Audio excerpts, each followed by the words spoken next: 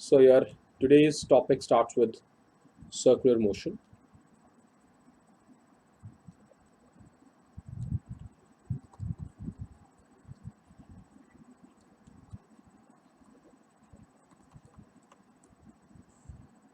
तो जैसे कि हम सबको पता है सर्कुलर मोशन क्या होता है, तो हम थोड़ा सा कंसेप्ट यहाँ पे जो स्टार्ट करेंगे वो फिर से एक थोड़ा छोटी सी इंट्रोडक्शन लेंगे हम रिजिड बॉडीज की।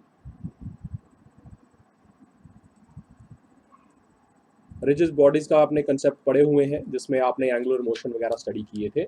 सो कोई भी चीज जो है that consist of large number of particles, ये हम सबको पता है। द पार्टिकल्स जो हैं वो under the influence of internal और एक्सटर्नल फोर्सेस मूव करते हैं। आपको एक चीज बड़ी क्लियर है कि न्यूटन ने कहा है कि कोई भी अगर मूवमेंट करनी है किसी भी पार्टिकल की, so that required some force. So if rigid body is there, rigid body है तो मतलब उसमें पार्टिकल्स होंगे, फिक्स पार्टिकल्स होंगे। पार्टिकल्स होंगे तो उनमें अगर मूवमेंट हो रही है, if they are moving, then they are under the action of certain internal as well as external forces। उन पे कुछ इंटरनल फोर्सेस भी हैं और कुछ एक्सटर्नल फोर्सेस भी उनके ऊपर काम कर रही हैं। ठीक है, एक चीज ये कंसेप्ट आपके पास आ गया। दूसरी चीज ये है कि शेप जो है, शेप प्लस जो साइज है या द पोजीशन, शेप और साइज और द पोजीशन, किसकी पोजीशन भाई? Position of inner particles. जो इनर पार्टिकल्स हैं उनकी जो पोजीशन है वो साथ में उनकी ओरिएंटेशन एंड देयर ओरिएंटेशन, ये चीजें याद रखनी है। एक shape, size, position of inner particles and orientation of inner particles.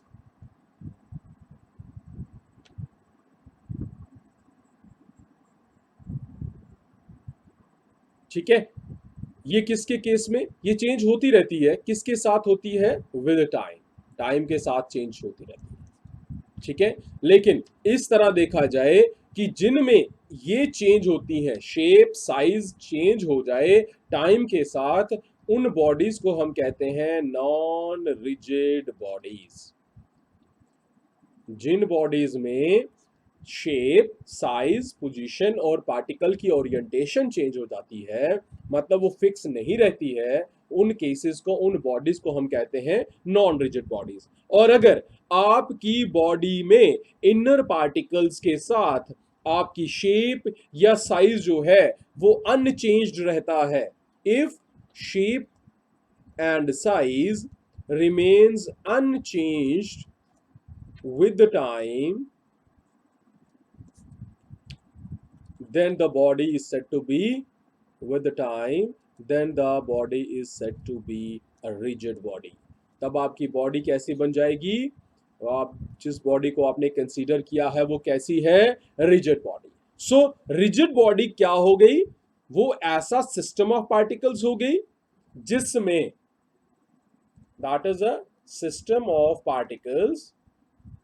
कैसे सिस्टम ऑफ पार्टिकल्स? जिसमें जो इनर पार्टिकल्स हैं उनका जो डिस्टेंस है that does not change, means that always remains unchanged irrespective of the time. Time का उनके ऊपर कोई फर्क नहीं पड़ता। ये कंसेप्ट आपने याद रखना है। फिर उसके साथ एक कंसेप्ट है कि आपका ट्रांसलेटरी और रोटेशनल मोशन कैसा होता है रिजिड बॉडी में। सो ट्रांसलेटरी मोशन जो है, all particles, ट्रांसलेटरी मोशन, ध्यान रहे, अगर केस है आपका रिजिड बॉडी का, रिजिड बॉडी का केस है, तो यहां पे आपके पास जो पार्टिकल्स हैं they move in straight lines. Straight lines. Translatory motion कैसा होता है? स्ट्रेट लाइन मोशन होता है, वन डायमेंशनल मोशन होता है। तो अगर आपके पास बॉडी रिजिड बॉडी है तो उसके पार्टिकल जो स्ट्रेट लाइन मोशन ट्रेवल कर रहे हैं, या ट्रांसलेटरी मोशन एग्जीक्यूट कर रहे हैं, उनका वो मोशन जो होगा वो पैरेलल स्ट्रेट लाइंस में होगा। मींस स्ट्रेट लाइंस होंगी और वो स्ट्रेट लाइन सारी की सारी क्या होंगी, पैरेलल होंगी। ये 2 पॉइंट्स आपने नोट करके रखने हैं, ठीक है। दूसरी चीज, जो रोटेशनल मोशन है इनका, रोटेशनल रोटेशनल मोशन की अगर बात करेंगे तो वो जिस तरह से स्ट्रेट लाइन मोशन एक दूसरे के पैरेलल है, इसी तरह जो रोटेशनल मोशन है that is in forms of concentric circles. चलिए, मतलब अगर आपके पास ट्रांसलेटरी मोशन है, they are in parallel straight lines, और अगर आपके पास रोटेशनल मोशन है तो आपके पास that is in shape of concentric circles. तो आपके पास इस तरह से कंसेंट्रिक सर्कल्स हैं। किसके केस में है? अगर आपके पास this is for your translatory motion, translatory motion, and this is for your rotational motion.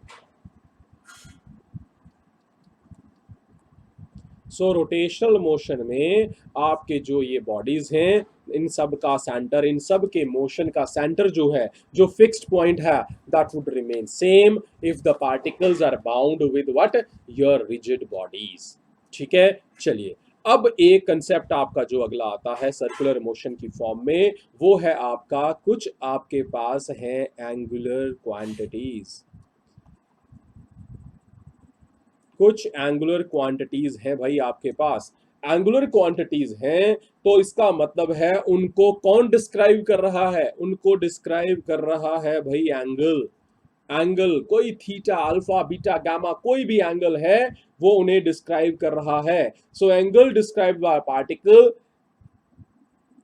अब पहली चीज ये है कि अगर कोई बॉडी उसकी पोजीशन को एक एंगल डिस्क्राइब करता है, उसकी मूवमेंट को एंगल डिस्क्राइब करता है, तो उसके जो डिस्टेंस ट्रेवलिंग होगी, मतलब एंगुलर डिस्टेंस होगा, उसे हम कहेंगे एंगुलर डिस्प्लेसमेंट। मतलब एंगल जो है वो किसकी मेजरमेंट हमें देता है? That gives us the measurement of angular displacement, जिसे हम थीटा लेके चलते हैं। और टाइम रेट ऑफ चेंज, इसी का टाइम रेट ऑफ चेंज, उसे क्या कहते हैं? Angular velocity. और उसे रिप्रेजेंट किससे करते हैं? Time rate of change, D theta by D T. So theta हो गया एंगुलर डिस्प्लेसमेंट और उसकी रेट ऑफ चेंज हो गई एंगुलर वेलोसिटी। और अगर आप एंगुलर वेलोसिटी का भी टाइम रेट ऑफ चेंज लेते हैं तो वो बन जाती है आपकी एंगुलर एक्सेलरेशन। वो बन जाती है आपकी एंगुलर एक्सेलरेशन। मतलब किसका time rate of change? It is time rate of change of angular velocity. Theta का करोगे तो मिलेगी एंगुलर वेलोसिटी, ओमेगा मतलब वेलोसिटी का करोगे तो मिलेगी एंगुलर एक्सेलरेशन। Angular acceleration. अब ध्यान रहे, एंगुलर एक्सेलरेशन जो है वो डी ओमेगा बाय टी है, but d omega by t जो है, डी टी जो है, अब ओमेगा खुद d theta by d t है, d theta by d t है। तो जब इसको हम निकालेंगे तो we are going to have d two theta by d t two. So alpha की एक एक्सप्रेशन ये भी आ गई कि it is the second differential of, किसका सेकंड डिफरेंशियल है? सेकंड डेरिवेटिव किसका है? ये थीटा का। सो थीटा को सिंगल टाइम डिफरेंशिएट करोगे विद रिस्पेक्ट टू टाइम तो वेलोसिटी मिलेगी, और थीटा को दो बारी डिफरेंशिएट करोगे विद रिस्पेक्ट टू टाइम तो आपको एक्सेलरेशन मिलेगी। Number one. नंबर टू, अगर आप ओमेगा को मतलब एंगुलर वेलोसिटी को वन टाइम डिफरेंशिएट करोगे तो आपको मिल जाएगी एंगुलर एक्सेलरेशन। ठीक है भाई। अब आपके पास कुछ रिलेशंस हैं, डायरेक्ट रिलेशंस हैं आपके पास। रिलेशन है किसके? लीनियर और एंगुलर। अब लीनियर वाले तो हमने पढ़े हैं ना, वेलोसिटी पढ़ी है, फोर्स पढ़ी है। तो लीनियर एंड एंगुलर क्वांटिटीज जो हैं उनके बीच के रिलेशंस देखो भाई क्या है।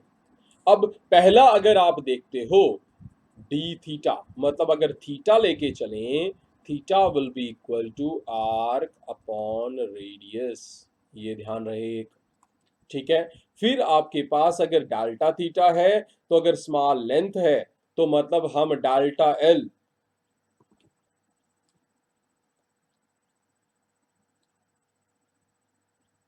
अब आपके पास आ गया डेल्टा थीटा, इसी तरह रिप्रेजेंट कर सकते हैं small change in theta, then length and then your arc and then your radius. अब हमारे पास आ जाता है कि वेलोसिटी को और एंगुलर वेलोसिटी को कैसे रिप्रेजेंट करते हैं। So velocity is equal to omega cross r, omega cross r. ध्यान रहे यहां ओमेगा है एंगुलर वेलोसिटी और आर है डिस्प्लेसमेंट, और बीच में क्रॉस प्रोडक्ट हो रहा है, तो your linear velocity that is equal to omega cross r. ठीक है, तो ये आपके पास एक कंपोनेंट आ गया। अब अगर आपको निकालना है कभी आपका linear acceleration a, that is equal to again alpha cross r, तो linear acceleration is equal to the cross product of angular acceleration and the displacement. Done. तो इसे हम क्या कहते हैं, इसे, ये हमारे पास वैल्यूज आ गई, कुछ रिलेशंस आ गए किसके, लीनियर और नॉन लीनियर, मतलब एंगुलर वेलोसिटीज या एंगुलर क्वांटिटीज के साथ। अब कुछ और टर्म्स हैं हमारे पास। अगर आपको मैं बोलूं कि भाई टॉर्क निकालनी है, ठीक है, तो टॉर्क वगैरह के रिलेशन भी आपको पता है, आ जाते हैं इसके साथ ही। तो अब सेंट्रीपिटल एक्सेलरेशन अगर आ जाती है या सेंट्रीपिटल वेलोसिटी निकालनी आ जाती है, रोटेशनल फ्रीक्वेंसी निकालनी आ जाती है, तो चलिए देखते हैं रोटेशनल फ्रीक्वेंसी क्या होती है। रोटेशनल फ्रीक्वेंसी, आपको पता है फ्रीक्वेंसी किसके बराबर होती है, 1/टाइम। तो रोटेशनल फ्रीक्वेंसी जो है, रोटेशनल फ्रीक्वेंसी भी को भी ओमेगा से ही रिप्रेजेंट करते हैं, and that is equal to 2 pi times this, this is your rotational frequency, angular frequency, इसको भी ओमेगा से डिनोट करते हैं, और that is 2 pi time the linear frequency. Frequency का 2 पाई टाइम्स 2 पाई और एफ किसके बराबर होता है, 1/t। So omega can also be written as 2 पाई/t। ठीक है, तो ओमेगा की वैल्यू यहां से ये भी आ जाती है, तो ये एंगुलर फ्रीक्वेंसी भी आ गई। अब ध्यान रहे एंगुलर फ्रीक्वेंसी के यूनिट्स होते हैं रेडियन पर सेकंड। क्यों रेडियन, क्यों, क्योंकि ये theta upon time, so that is your component. अब आपके पास फोर्सेस के भी यहां पे कुछ फॉर्मेशंस हैं। पहली सेंट्रीपिटल फोर्स, सेंट्रीपिटल फोर्स आपको पता है क्या होती है, सेंट्रीपिटल फोर्स हो गई आपकी mv² बाय आर, ये हो गई in terms of linear velocity v। अब अगर आपको लेनी है in terms of angular velocity, so then it is going to be mr⍵²।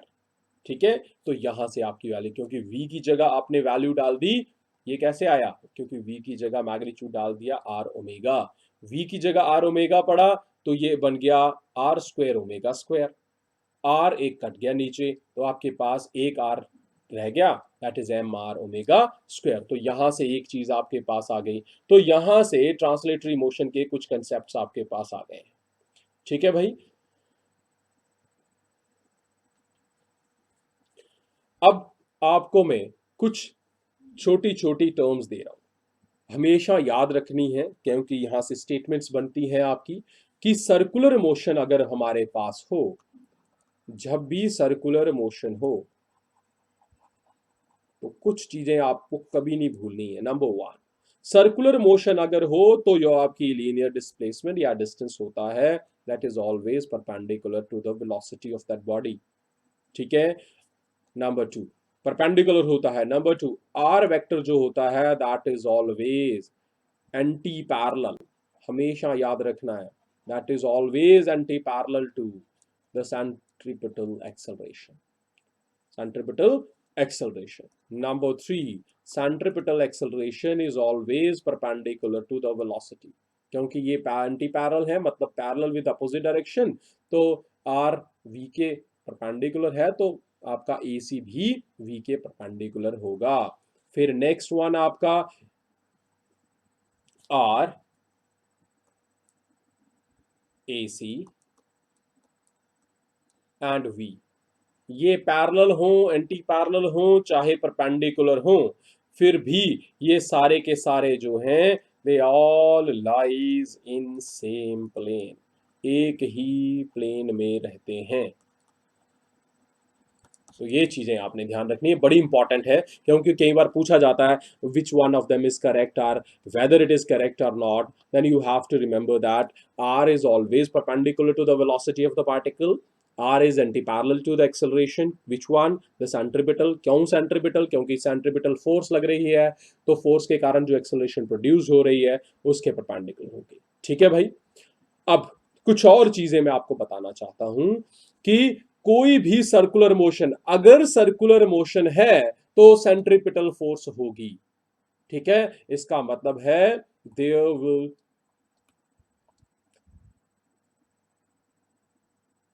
या सिंपली आप लिख सकते हो देयर कैन बी,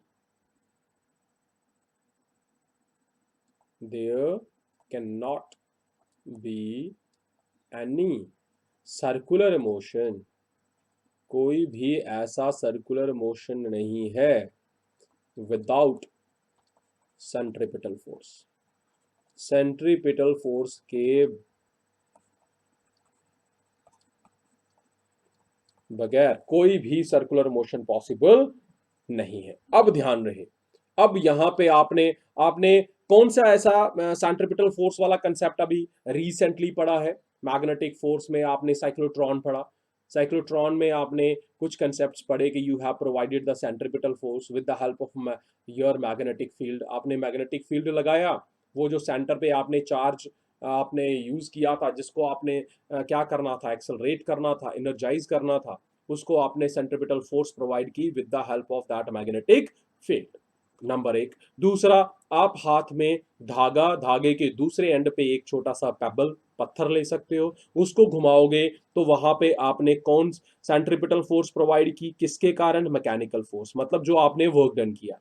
ठीक है, दो केसेस आ गए। इसी तरह मोटर वगैरह में जो होता है that is also with the help of electric and magnetic field. तो आपके पास जो सेंट्रीपिटल फोर्स है, जो सेंट्रीपिटल एक्सेलरेशन है, सेंट्रीपिटल फोर्स जो है that can be provided, force can be provided by so many means आप ये नहीं कि सेंट्रीपिटल फोर्स है तो उसे एक ही नहीं, आप उसे मैकेनिकली भी प्रोवाइड कर सकते हो, मैकेनिकली भी प्रोवाइड कर सकते हो, मतलब मैकेनिकल फोर्स भी आपको सेंट्रीपिटल फोर्स दे सकती है, that can be with the help of electrical, electrical force भी आपको दे सकती है, और जैसा साइक्लोट्रॉन में हमने किया with the help of magnetic force। तो centripetal force can be provided with the help of mechanical force, with the help of electrical force, with the help of magnetic force। ठीक है, और जो यहां पे आपने मैग्नेटिक फोर्स लगा के सेंट्रीपिटल फोर्स प्रोवाइड कर दी, बट एक चीज हमेशा याद रखनी है कि centripetal force can never change the kinetic energy of the body. ठीक है, तो काइनेटिक एनर्जी कभी भी चेंज नहीं करेगी। डन। तो अब सेंट्रीफ्यूगल फोर्स, सेंट्रीपिटल फोर्स जो है, centripetal can not change kinetic energy. और अगला, अब सेंट्रीफ्यूगल फोर्स क्या है? सेंट्रीफ्यूगल आपको पता है क्या होती है, that is a fictitious force, है ना, फिक्टिशियस फोर्स है, तो हम इसे बच्चे कहते हैं सूडो फोर्स। क्या कहते हैं? Pseudo force. ठीक है, ये सिर्फ इसका एक्शन हमें कहां दिखाई देता है, ये सिर्फ कब यूज करते हैं, ये अजम्पटिव फोर्स है, अजम्पशन करते हैं जो सेंट्रीपिटल फोर्स को बैलेंस कर रही है। क्यों? क्योंकि आपको थर्ड लॉ कहता है कि यहां पे भी कोई फोर्स लगेगी, उसके इक्वल एंड अपोजिट फोर्स वहां पे लगेगी ही। तो सेंट्रीपिटल फोर्स के जो इक्वल एंड अपोजिट फोर्स है that is a centrifugal force, और ये इक्वल और अपोजिट होती है सेंट्रीपिटल फोर्स की। ठीक है, और ये हमेशा सेंट्रीपिटल फोर्स यहां पे भी लगाओगे, वहीं पे सेंट्रीफ्यूगल फोर्स अपने आप प्रोड्यूस हो जाएगी। डन। ये बात समझ आ गई आपको? तो ये था आपका सेंट्रीफ्यूगल फोर्स। तो जो अब यहां पे जब भी आपने देखा है, जब भी आपके पास रोटेशनल मोशन होता है तो आपके पास क्या आ जाती है वहां पे, टॉर्क। और टॉर्क क्या होती है भाई, torque is also the movement of force. ध्यान रखना है आपने, मूवमेंट ऑफ फोर्स। अब आपने पढ़ा हुआ है बच्चे कि जो फोर्स होती है that is rate of change of linear momentum, dp by dt पढ़ा हुआ है। तो बच्चे torque is also the rate of change of angular momentum, तो ये भी ध्यान रखना आपने।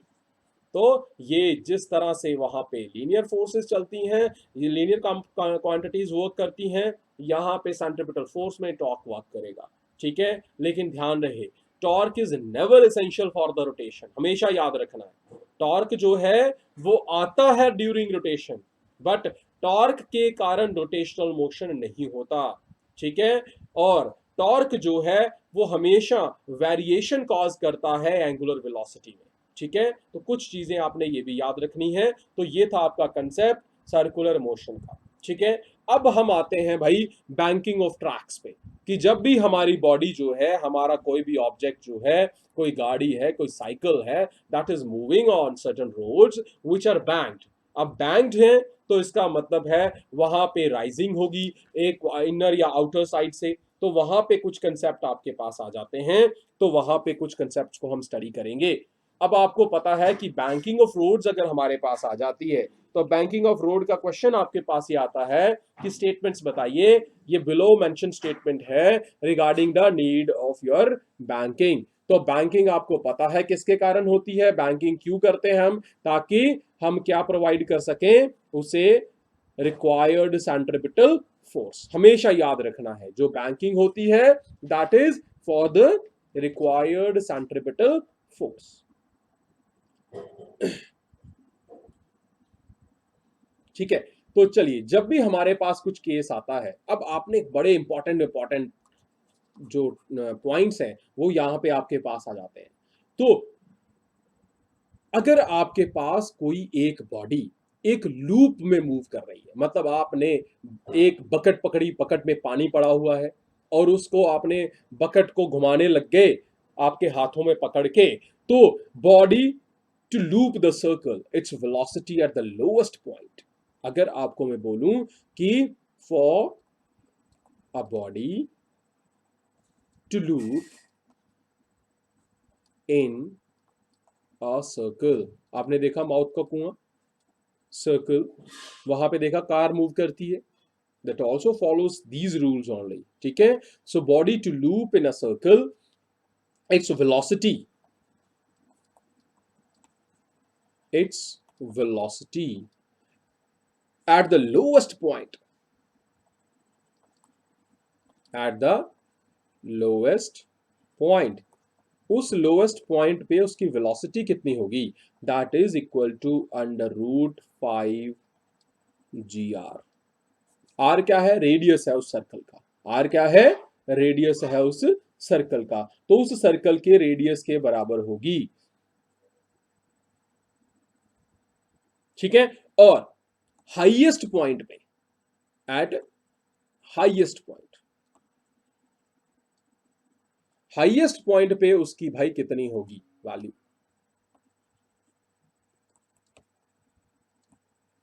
minimum velocity that the body should have at the highest point, that is equal to under root gr। तो हाईएस्ट पॉइंट पे उसकी वेलोसिटी अंडर रूट जीआर होनी चाहिए और लोएस्ट पॉइंट पे उसकी वेलोसिटी अंडर रूट 5 GR होनी चाहिए। इसका मतलब है कि उनकी वैल्यू जो है हमेशा कितनी होनी चाहिए, लोएस्ट और हाईएस्ट पॉइंट पे आपकी अंडर रूट GR और अंडर रूट 5 GR के बीच में होनी चाहिए।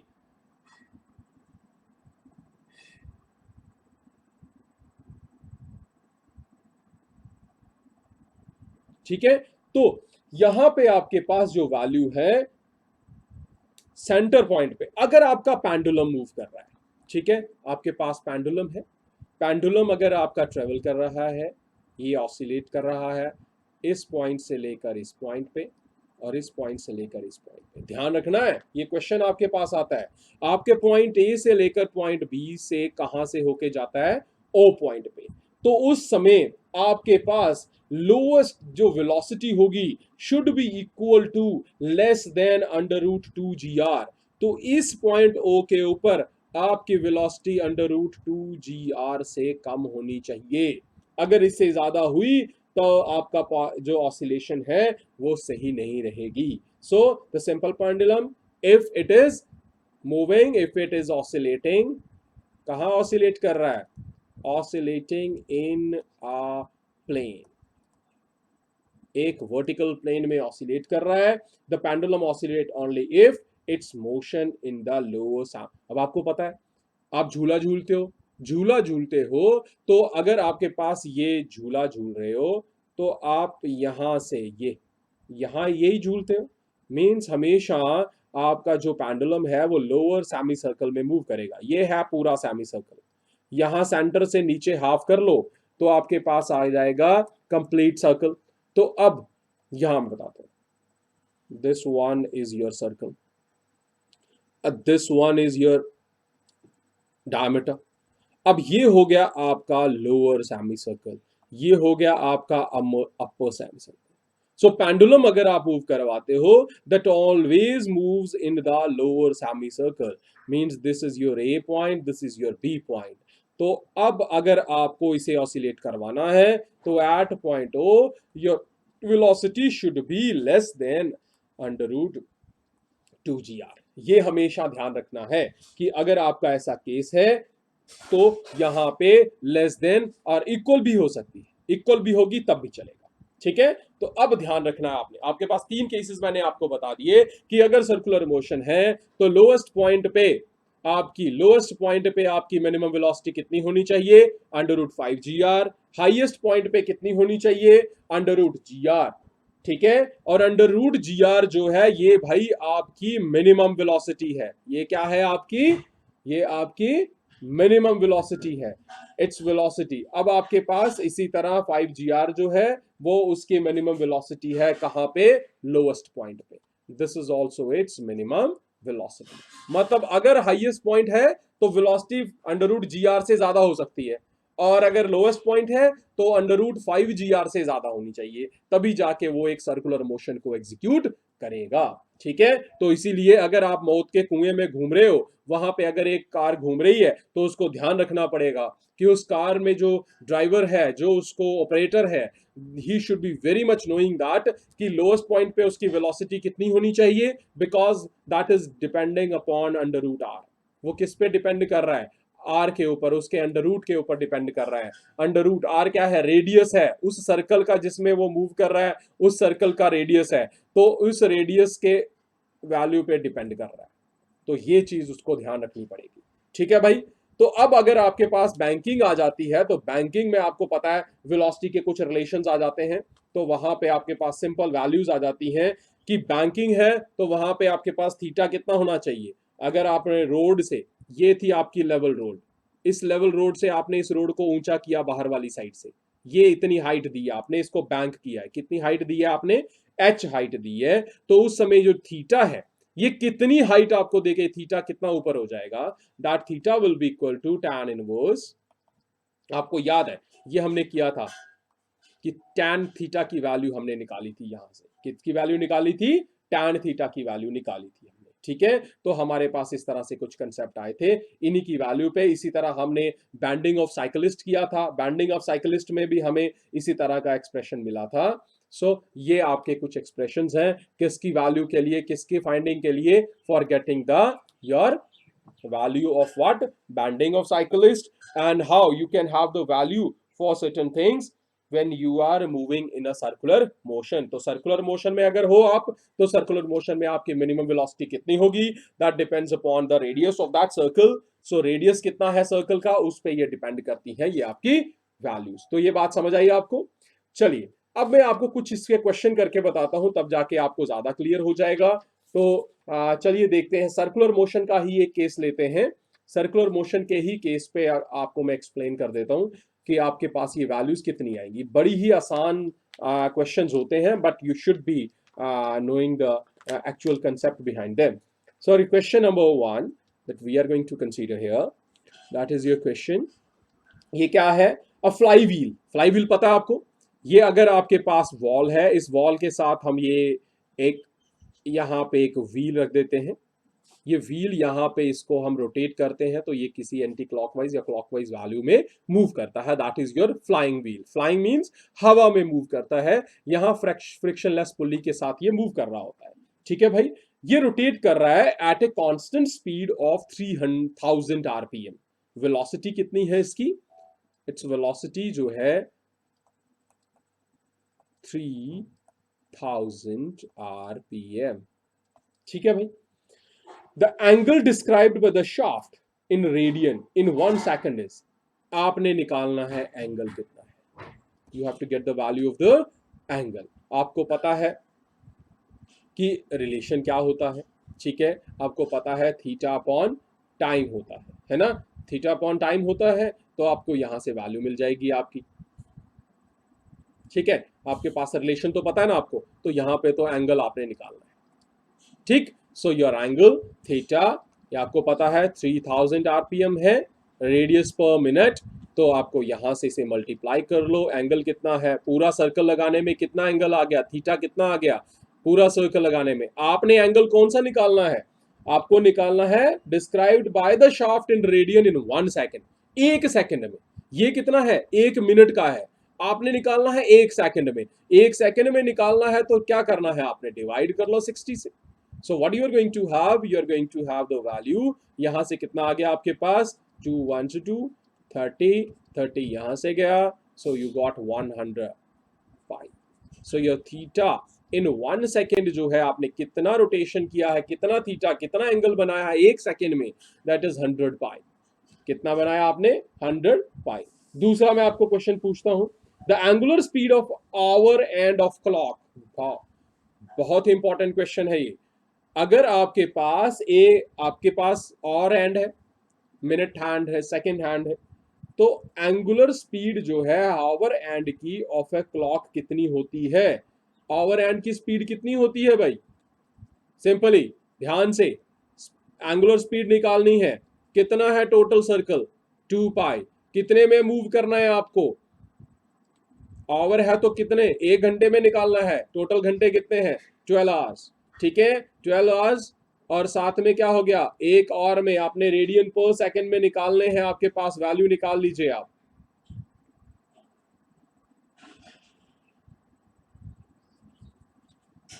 ठीक है, इनटू आ गया 60, इनटू आ गया 60, ये इतना आ गया रेडियन पर सेकंड। ये वैल्यू आपके पास आ गई। सो 2 पाई, एक 12, हर घंटे में 60 मिनट, हर मिनट में 60 सेकंड, तो ओमेगा की वैल्यू आपके पास निकल गई।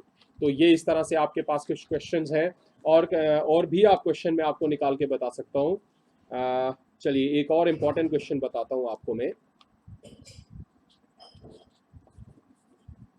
The speed of revolution of a particle going around a circle is doubled. क्या हुआ?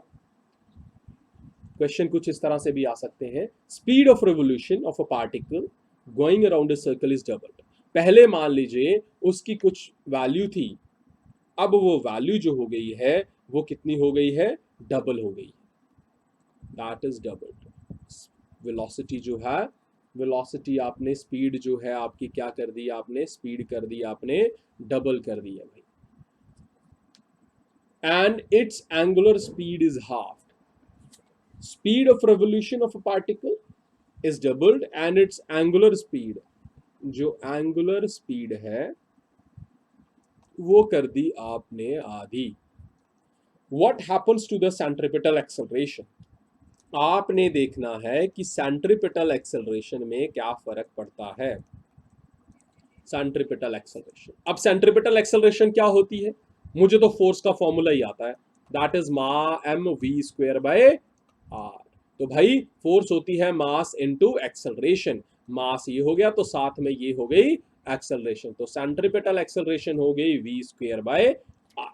ये चीज का आपने ध्यान रखना है। अब आपके पास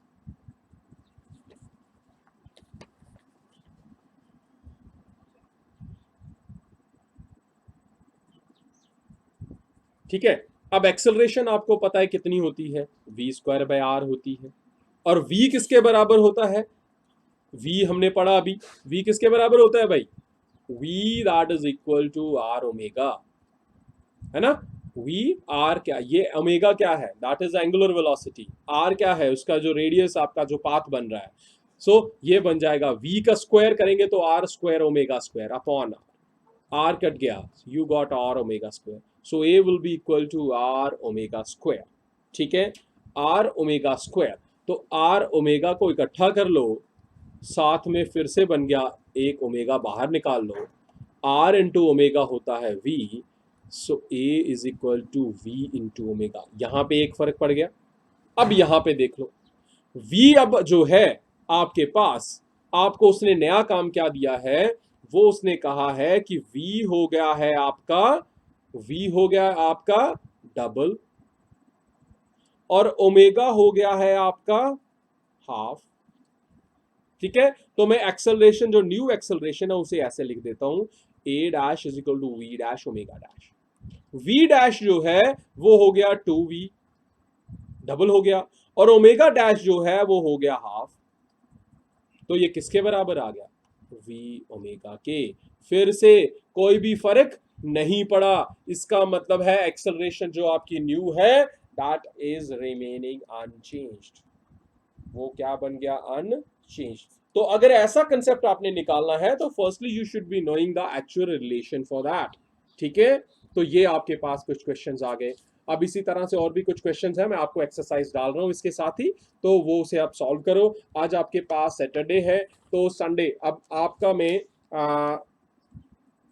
जो नेक्स्ट जो भी क्लास होगी, अब मैं इसके साथ इसका एक्सरसाइज डाल रहा हूं। तो जो भी आज तक हमने पढ़ा है up to this circular motion, आपका टेस्ट है।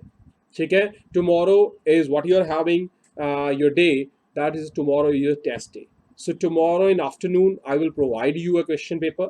आपको एक क्वेश्चन पेपर होगा, not more than 20 questions. 20 questions होंगे, मल्टीपल चॉइस क्वेश्चंस होंगे, आपको उसे सॉल्व करना है एक फिक्स अमाउंट ऑफ टाइम में। सो एट 1 or 2 o'clock आपको क्वेश्चन पेपर मिलेगा, and in fixed amount of time you have to get back to मी।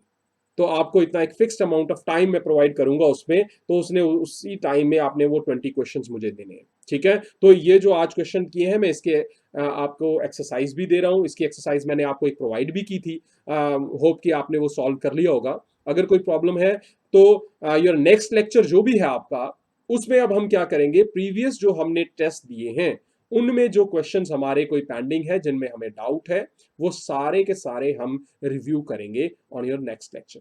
ठीक है, आज के लिए कोई क्वेश्चन है? ये समझ आया आपको टॉपिक? इनको आपने रिव्यू करना है, इनको अच्छे से नोट डाउन कर लो, ये बहुत ही इंपॉर्टेंट क्वेश्चन है। तो ये क्वेश्चंस एज न्यूमेरिकल भी आ सकते हैं, एज ए कंसेप्चुअल भी आ सकते हैं, स्टेटमेंट फॉर्म में भी आ सकते हैं। ठीक है, तो कोई क्वेश्चन है भाई? पूछ सकते हो अगर आपको कोई क्वेश्चन पूछना है तो। Thank you for watching my channel. Please subscribe and share, and also press the like button that is down here.